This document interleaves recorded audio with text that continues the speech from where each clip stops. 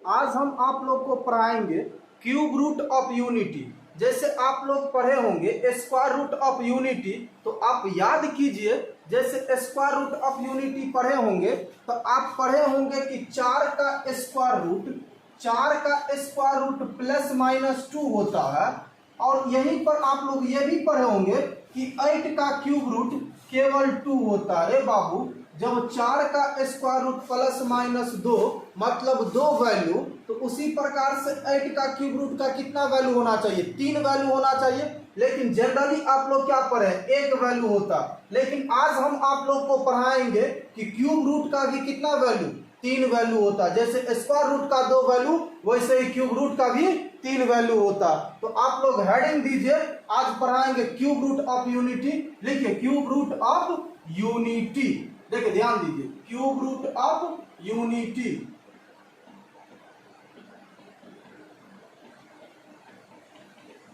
Cube root of unity क्या करेंगे इसमें? हम मानेंगे लिखेंगे लेट 1 का जो क्यूब रूट होगा, मानेंगे 1 का जो क्यूब रूट है ये x है। क्या किए बाबू रे? देखो मान लिए कि 1 का क्यूब रूट जो सो x है। आप याद कीजिए जैसे अगर आपको दे रहता था root under 4 is equal to x, तो आप लोग क्या करते थे? रूट को हटाने के लिए दोनों तरफ स्क्वायर करते थे। उसी प्रकार से इस क्यूब रूट ऑफ यूनिटी को हटाने के लिए दोनों तरफ क्यूब करेंगे। क्या करेंगे? क्यूब करेंगे। तो लिखेंगे CUBING, cubing on both side. दोनों तरफ देखिए बुआरे क्या करेंगे? दोनों तरफ क्यूब करेंगे। तो जैसे ही दोनों तरफ क्यूब करेंगे तो ये क्या हो जाएगा? क्यूब रूट हट जाएगा, बचेगा केवल क्या? 1। ये बाबू क्या बचा? x cube. अब आप ही बताइए, +1 को उधर टघरा दे तो कितना आ जाएगा? -1। तो ये हो जाएगा बुआरे देखो x cube -1 is equal to 0। हमें लगता आप लोग अच्छे तरीका से पढ़ ले होंगे कि इसको हम ऐसे कर सकते हैं x क्यूब -1 का क्यूब बराबर 0। तो आप लोग ये पढ़े होंगे कि a cube minus B cube बाबूरे होता है a minus B into A square plus A B plus B square. तो एक काम कीजिए, इसको a cube minus B cube पे तोड़िए तो ये हो जाएगा बुआरे x minus 1 into x square plus x plus 1 is equal to 0।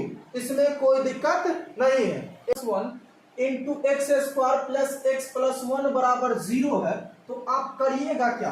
तो लिखिए इसको इनके बराबर भी आप 0 कीजिए और इसके बराबर भी आप 0 कीजिए। तो लिखेंगे आइदर EITHER, आइदर ये होगा x minus 1 is equal to 0। अब फिर यहां से देखिए अब ये क्या होगा बाबू रे? X square plus x plus 1 is equal to 0। एक काम करो, आप -1 को उठा के उधर ले जाओ। तो -1 जैसे उधर टघरेगा तो +1, और एक के बाद इनको तो क्वाड्रेटिक का फॉर्मूला लगा करके सॉल्व करना।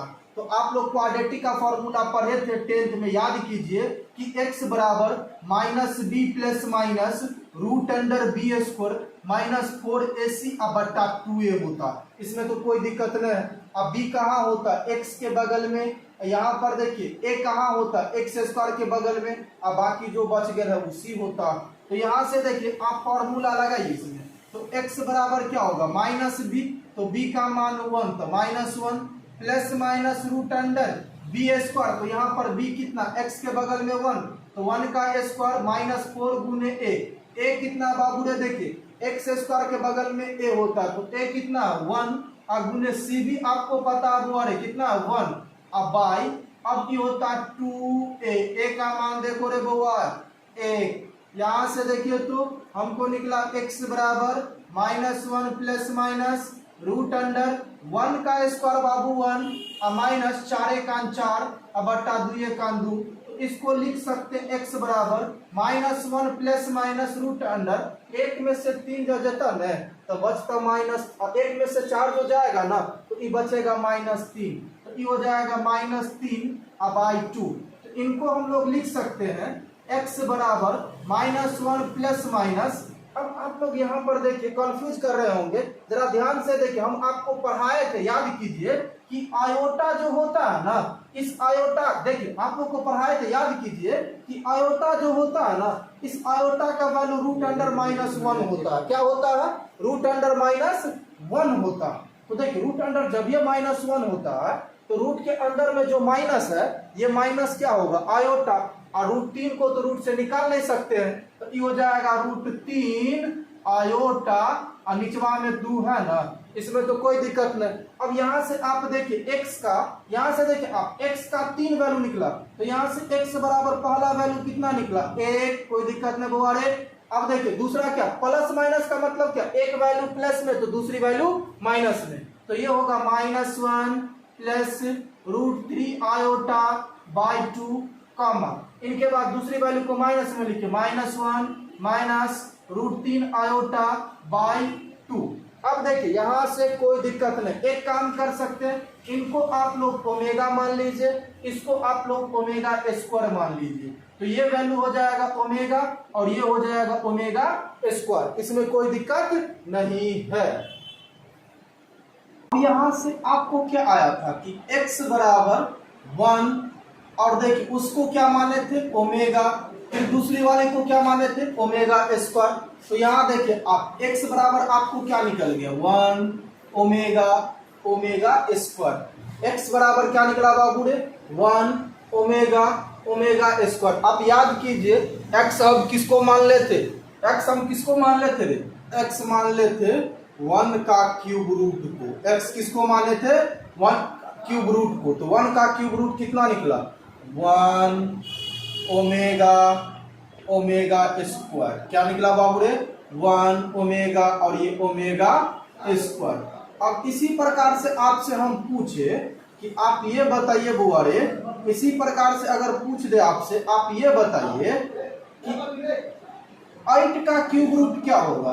तो आप लोग कंफ्यूज करते रहते हैं। 8 का क्यूब रूट क्या होगा? पहला क्यूब रूट देखिए, जैसे 1 का पहला क्यूब रूट कितना हुआ? 1, उसी प्रकार से 8 का क्या होगा? 2। अब देखिए फिर ये कितना? ओमेगा। तो ओमेगा का मतलब क्या हुआ बाबू रे? 1 गुने ओमेगा, तो इनको लिख सकते हैं 2 गुने ओमेगा। फिर इसे देखिए ओमेगा स्क्वायर का मतलब क्या हुआ? 1 गुने ओमेगा स्क्वायर, तो इनको लिख सकते हैं 2 गुने ओमेगा स्क्वायर। देखिए 3 वैल्यू निकला कि नहीं निकला? पहला क्या निकला? 2, दूसरे का क्या निकला? 2 ओमेगा, तीसरे का क्या निकला? 2 ओमेगा स्क्वायर। अब इसी प्रकार से आपसे हम पूछे बाबू, कमेंट के थ्रू जैसे बताना है, अगर 27 का क्यूब रूट पूछे तो 27 का क्यूब रूट क्या होगा? 3, फिर क्या होगा? 3 ओमेगा, फिर क्या होगा? 3 ओमेगा स्क्वायर। इसमें भी कोई दिक्कत नहीं है। अगर यहीं पर आपसे हम पूछ दे बाबू ने बताओ, यहाँ पर देखिए अगर आपसे हम पूछ दे, यहीं पर देखिए अगर आपसे अब पूछे कि -8 का क्यूब रूट क्या होगा, कंफ्यूज कर जाइएगा आप लोग। तो -8 का क्यूब रूट कितना होगा? -2 ओमेगा -2 ओमेगा स्क्वायर। क्या दिक्कत है? इसी प्रकार आप लोग हमें कमेंट के थ्रू बताइएगा कि -27 का क्यूब रूट क्या होने वाला है। आप लोग के लिए छोड़े हैं, आप लोग हमें ये बताइएगा कि -27 का क्यूब रूट क्या होने वाला है।